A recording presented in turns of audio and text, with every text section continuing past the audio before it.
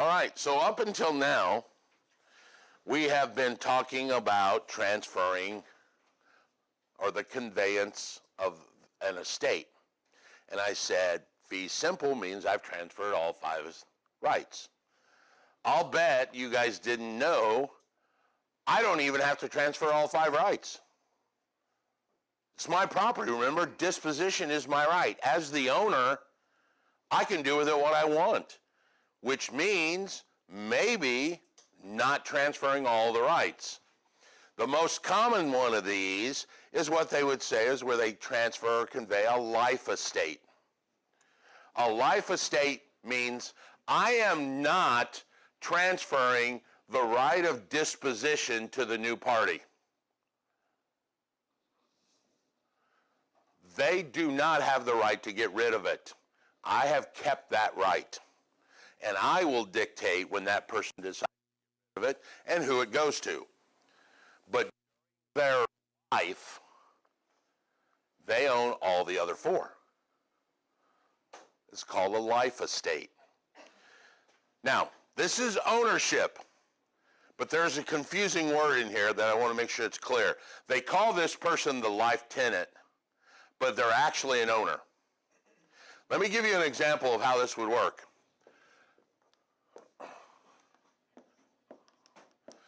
Let's say you have a very rich guy that wants his son to have a house, and his son is like all the movies.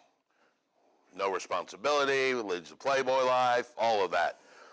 He can actually give his son a house as a life estate or a life tenant, and the son owns the house. That's the key. You got to remember, the son owns the house. So he has control. He has possession. He has quiet enjoyment. He does not have the right to get rid of the property. He can't give it away. He can't sell it. He can't rent it out. It's not in his will to his kids. Nothing. He is only the owner of it during his life. All right? When he dies, the property either reverts back to the original person, or the original person has named someone else. So this person, who is the life tenant, owns the property. They have parties, they paint it purple, they keep the friends off of it, all that. That person dies. Now, based on the original life estate, if it goes back to the person who gave it to him, he has what's called a reversionary interest. What does the word revert mean? Go back. Makes sense. So he has a reversionary interest in the property. The original guy, yes, sir? What if the original guy died? What if the original guy died? That reversionary interest, just like the others, are willable. So it would go to his heir. Whoever he named to have that interest. He could name the daughter. He could name anybody else. He could name a charity. So the daughter could still have disposition and her brother still live in the place. So she'll have that power. Yeah, if the father died, the brother still lives in it, the sister could have the reversionary interest through the will. All right? Through the will. I want you to be clear about that because I'm getting ready to tell you something else. Oh, no, just clear, because the father, or the man, let's do it that way, could have also named the littler brother, and he would have what's called the remainderman's interest. He gets the remaining portion of the house. So when the person dies, it either goes back to the original person through revisionary right, or it goes to someone else that the person originally named, like maybe the little brother, and he would have a remainderman's interest. All right? That's why I want you to make sure, Miguel, you understood that if the daughter had it through, that would be a willable interest that she got it from the father. She could have named the daughter as the remainderman's interest.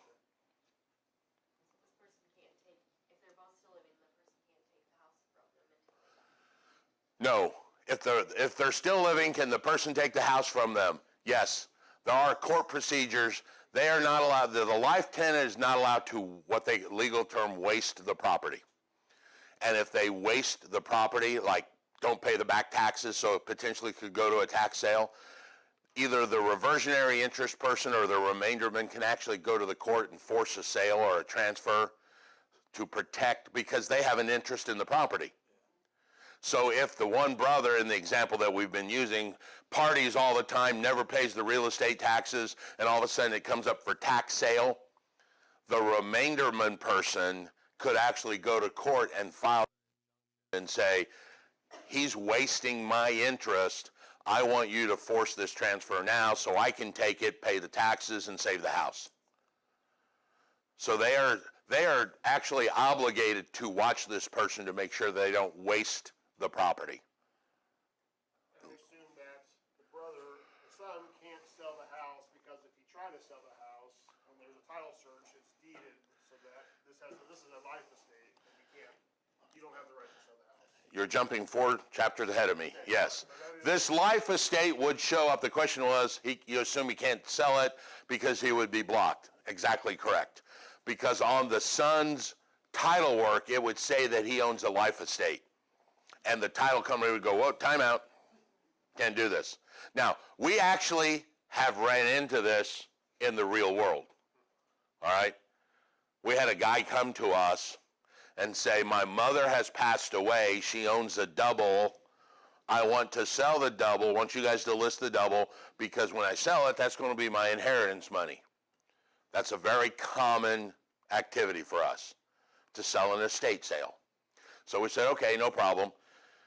Pulled the title work, and I called the guy back, and I'm like, who's blah, blah, blah, blah, blah, Bob Smith? She goes, well, that was my mother's neighbor on the other side of the double. He's paying rent. I said, well, Bob Smith was obviously a better friend to your mother than you think he was, because he is the owner of the property now through a life estate that she gave him about 6 months ago. You have the remainderman's person interest. And he's like, what's that mean? That means it's Bob's house. As long as he's alive, it's his house. When he dies, you're going to get it. And here's the big kick in the ding-ding. He can rent the other side out and collect the income because it's his house.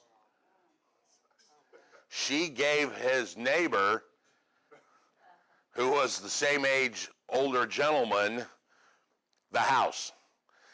And he's like, I never did like that dude. And I'm like, well, apparently your mother did. So who gets the remainder interest after Bob Smith dies?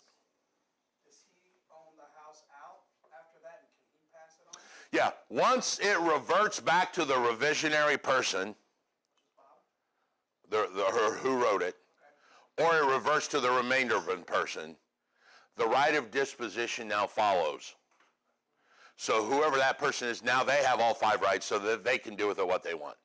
All right? So think of it like the guy that wrote the life estate kind of passed the right of disposition to the bottom of the funnel. The guy in the middle, the life tenant, didn't get it, but when it goes to that next person, it'll catch up to them. Okay, now they've got it. All right? Right. Now, to further confuse things, this is called a conventional life estate. Even I get confused. Yeah. If the person that receives the house, if it's their death that triggers the movement, it's called an ordinary life estate. This is called conventional because it actually uses a human being. We're going to talk about legal life estates here in a minute, which are laws. So make sure you understand ordinary life estate, misspoke, conventional life estate deals with humans. Legal life estates deal with laws. So in this conventional life estate, if it's ordinary, that means the person who got the house is the trigger for the movement. Okay? Because there is a second type of conventional life estate called a pure autre vie, which is French for by the life of another. It means by the life of another. Now the key here is the person that receives the ownership, it is not their death that transfers or triggers the transfer. It's some other person that's named. Let me give you an example and you'll understand clearly what I mean. Family has a mentally handicapped child. Can't own real estate. But the father wants him to be taken care of, so he leaves the life estate to his nurse. The nurse owns the house. When the boy dies, the nurse loses the house, even if she's still living. It's not her death that triggered the movement. It was somebody else they named. Kind of like a what? A proxy? Yeah, they are a proxy. All right? That's the best example. That's the two times I've seen it used, is when they were mentally incapable of having property ownership. But they want to be taken care of. Typically what they do is they leave it to a trust. And the trust is the owner, and the trust hires the nurse. That way they can fire the nurse, bring a new nurse in, rotate, do whatever they want. But when the boy dies, the trust loses the ownership. All right? So in the ordinary, the owner is the one that dies to transfer the property. In the pure autre vie, the owner and the person who dies are two different people. Because pure autre vie means by the life of another. And that's the best example to understand it. One person owns it, but it's the death of someone else that triggers the movement. Did they have a plan for this person?